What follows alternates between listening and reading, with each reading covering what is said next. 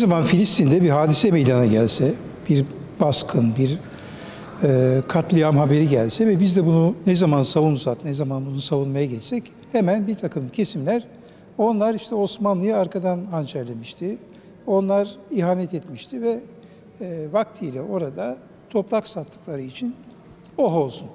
Yani şimdi bu şekilde bir kampanya giderek bu yayılıyor. Şimdi bu çok mantıksız ve gayri ahlaki bir düşünme tarzı. Bu gayri ahlaki düşünme tarzına Türk milleti gibi o toprakları 400 yıl barış içinde yönetmiş bir milletin evlatlarının diline bunun düşmüş olması daha büyük bir acı kaynağı oluyor benim için.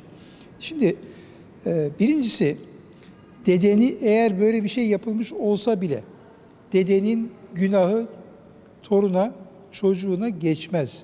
Suç şahsidir. Eğer birisi bir cinayet işlemişse onun torunları, çocukları, sülalesi hep suçlu olacak diye bir şey yok. O şahıs suç işlemiş olan cezasını çeker, biter.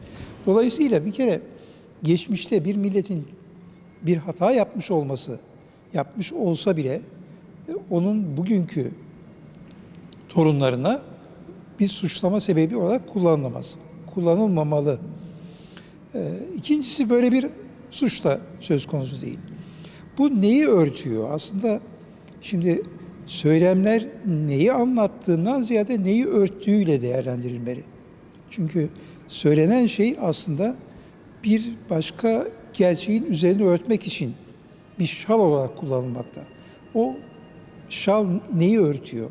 Bunu ortaya çıkartmak önemli. O da şu, gerçekte toprak satma olayı çok cüzi miktarda, yani bütün Filistin topraklarının %0,9'u kadar bir şey, çeşitli sebeplerle toprak satmış olabilir, bir zorda kalmıştır, bilmem nedir, şudur budur.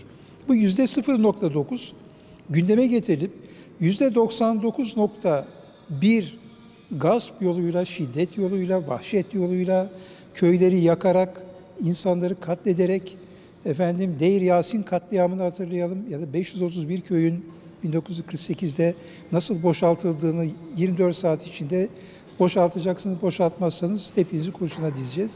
Böylece bu insanların ve bugün dünyada 10-11 milyon Filistinli var. Bunlar niye gitti? Topraklarını satıp da kaçtıkları için mi bugün diasporada bunlar yaşıyor? Lübnan'da, Suriye'de, Mısır'da, Ürdün'de.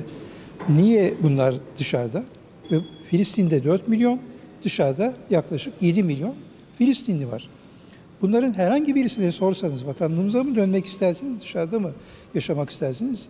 Hiçbirisi tereddütsüz bunun aksini söylemeyecektir. Vatanlarına dönmek isteyecektir. Eğer bunlar toprak satmış olsaydı nereye döneceklerdi? Nereye dönmek isteyeceklerdi? Bu bir suçluluk psikolojisi içermeyecek miydi bu? Söylememiz gereken argüman, birincisi ahlaki olarak ve mantıki olarak, ahlaki olarak böyle bir şey söylenemez. Dedenin suçu toruna atılamaz. İkincisi, burada gerçekte İsrail'in işgal ederek, hatta işgal etmek yerine katliamlar yaparak binlerce köyü, şehirleri, şehirde yaşayanları buradan gideceksiniz.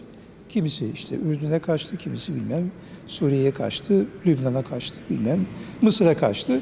Bu milyonlarca insanın neden yurtlarını terk ettiklerinin mantıklı bir açıklamasını yapmak gerekir. Bu mantıklı açıklama tamamen İsrail Devleti'nin bugün Gazze'deki o 2 milyon insanı nasıl Mısır'a yahut başka bir yere denize dökmek dahil yok etmek istiyorlarsa diğer Filistinleri de aynı yöntemlerle ve aynı mantıkla exterminate, yani onları tamamen temizlemek üzerine kurulu bir devlet politikasıydı. Sen şimdi bunu görmeyeceksin. 70 yıldır yapılan belki 1 milyon insanın katledilmesi, yaralanması, bebekleri varıncaya kadar öldürülmesi, bunları hiç gündeme getirmeyeceksin. Kahrolsun İsrail demeyeceksin. Ama kalkıp da orada toprak satı, yani toprak satma olayının ötesinde bir işgal var. Tehcir diye Ermenilerle ilgili bizim üzerimize bu kadar gelenler niçin milyonlarca Filistinlinin tehcir edildiğini, onların topraklarında yaşayamaz hale getirildiğini ve yüz binlerce Filistinlinin bu süreç içerisinde nasıl yok edildiğini ve bütün dünyanın kameraları önünde bunların yaşandığını neden gündeme getirmiyorlar? İşte burada ahlaksızlık iki katına çıkıyor. Çünkü bir İsrail'in yaptığı ahlaksızlık, bir de bu ahlaksızlığı yansıtmayan veya ters yansıtan hala görüyorsunuz medyada ne oluyor? İsrailler terör kurbanı, Filistinler öldü. Gazze'de öyle kişiler ölüyor fakat İsrailler terör kurbanı olarak yansıtılıyor. Bunu da dünyanın en ünlü BBC falan gibi ajansları yapıyor. Demek ki olay hiç de öyle küçük işte toprak sattı falan filan meselesi değil. Burada bir halkın topraklarından tamamen temizlenmesi operasyonu. Bunu da zaten 47, 49, 67 ve 2020'lerdeki Filistin haritasına baktığımızda nasıl büyük bir titizlikle temizlik harekatının, cleansing harekatının adım adım yürütüldüğünü görüyoruz ki bugün Gazze'de yapılmakta olan ve yapılacak olan da bunun bir göstergesi. Onun için lütfen böyle ifadeler kullanmayalım. Ve bu ifadelerin gerçekte İsrail'in eşkıyalığını, İsrail'in zulmünü örten bir perde olduğunu, bir şal olduğunu hatırımızdan çıkarmayalım.